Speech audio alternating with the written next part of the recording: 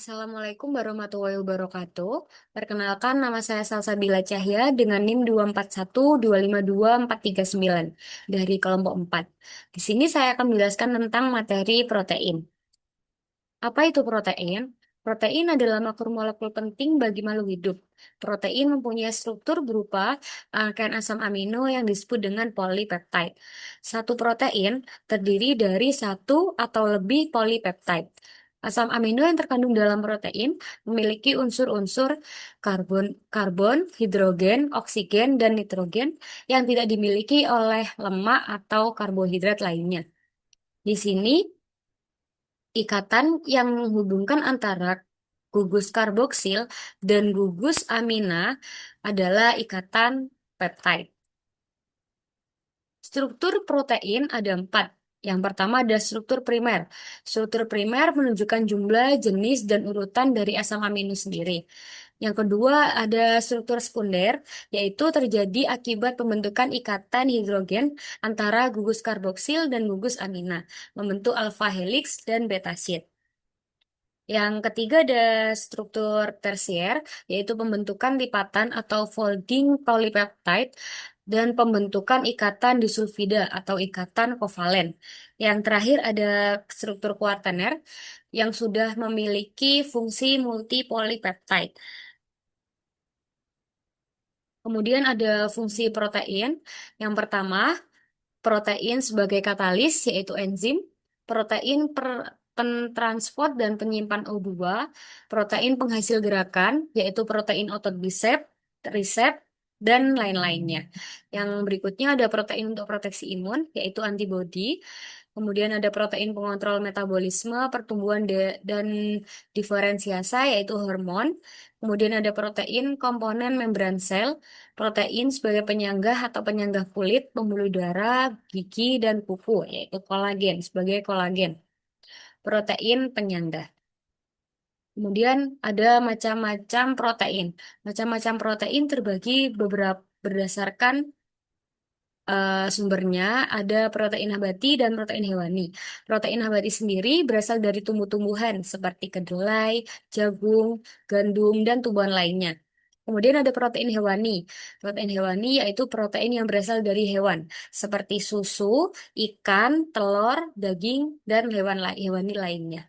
Kemudian ada protein yang dibedakan berdasarkan banyaknya asam amino.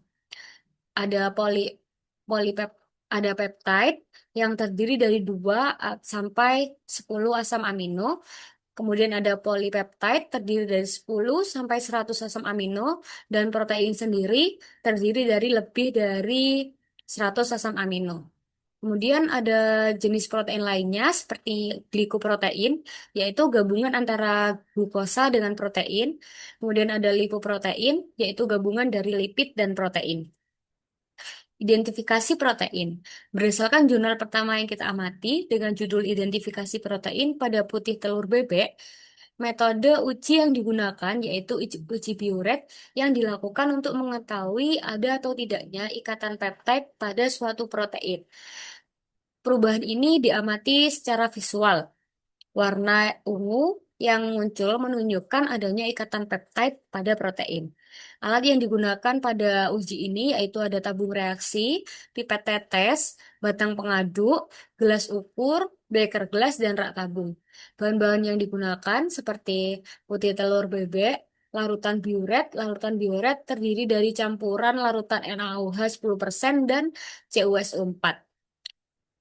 Prosedur kerjanya, ambil putih telur sebanyak 10 mili, kemudian masukkan ke dalam beker gelas dan tambahkan 1 tetes NaOH, kemudian aduk hingga homogen. Setelah homogen, tambahkan 1 tetes CuSO4, kocok sampai homogen, kemudian amati perubahannya. Apabila reaksinya akan dianggap negatif apabila terjadi perubahan warna menjadi ungu atau violet. Hasil dari uji bioret tersebut, putih telur yang akan kaya akan protein memberikan hasil reaksi positif yang kuat pada uji ini. Putih telur merupakan protein yang larut air dan memiliki banyak ikatan peptide dalam strukturnya. Oleh karena itu, Putih telur yang jika direaksikan dengan larutan biuret lengkap seperti NaOH dan CuSO4 akan berubah menjadi warna ungu muda hingga ungu tua. Ketika putih telur dicampurkan terjadi reaksi kompleksasi antara ion Cu2+ dengan ikatan peptide dalam protein yang menghasilkan perubahan warna menjadi ungu.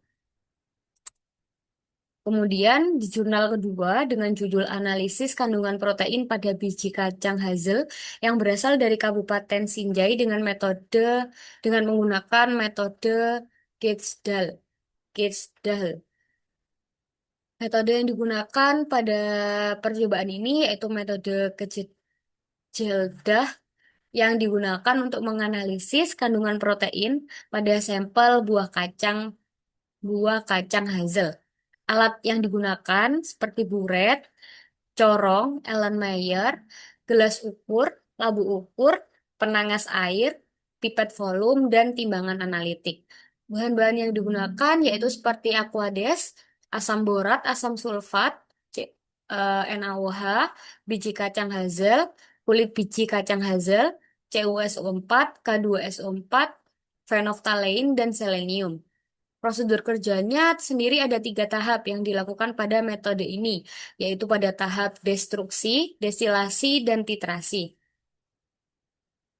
Pada tahap destruksi, protein akan pecah menjadi unsur karbon, hidrogen, dan oksigen, yang kemudian akan teroksidasi sehingga tersisa unsur nitrogen yang akan bereaksi dengan H2SO4 membentuk NH4 dengan penambahan bubuk selenium, CuSO4, K2SO4, dan kemudian dipanaskan. Pada tahap berikutnya, yaitu pada tahap destilasi, amonium sulfat dipecah menjadi NH3 dengan penambahan NaOH dan pemanasan. Kemudian ada dari jurnal ketiga dengan judul Analisis Kandungan Protein yang terdapat pada daun jambu biji Psidium guajava menggunakan metode yang sama seperti pada jurnal kedua dan spektrofotometri UV-Vis. Pada jurnal ini, pengujian protein dilakukan menggunakan metode Biuret yang berdasarkan reaksi antara ikatan peptide dalam protein dan larutan tembaga sulfat CuSO4 dalam lingkungan alkali. Sampel yang akan diuji yaitu daun jambu biji tua dan muda.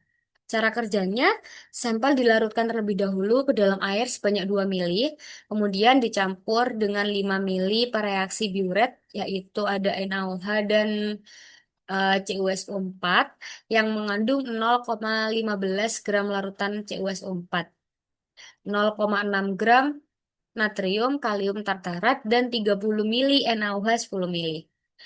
Reaksi ini akan dianggap positif apabila menghasilkan warna ungu karena ion Cu+ akan membentuk kompleks berwarna dengan gugus peptide dalam protein. Hasil dari pengujian pada jurnal terakhir, yaitu jurnal 3, menunjukkan bahwa sampel daun biji dan daun biji tua dan muda semuanya memberikan reaksi positif dengan warna ungu, menandakan keberadaan protein dalam daun jambu biji tersebut. Kompleks berwarna ungu terbentuk pada uji protein dengan metode Biuret karena adanya reaksi antara gugus peptide dalam protein dan ion tembaga Cu2+ dalam larutan alkali. Mekanisme reaksinya, yang pertama, dalam lingkungan alkali, gugus amida atau CONH dalam ikatan peptide dari protein mampu berikatan dengan ion Cu2+ dari larutan tembaga sulfat. Kemudian, ion Cu2+ akan membentuk kompleks koordinasi dengan pasangan elektron dari atom oksigen dan nitrogen pada gugus amida tersebut. Dan yang terakhir ada pembentukan kompleks ini akan menghasilkan senyawa berwarna ungu atau violet yang merupakan hasil dari transisi elektron dalam ikatan koordinasi tersebut. Sekian penjelasan dari saya. Wassalamualaikum warahmatullahi wabarakatuh.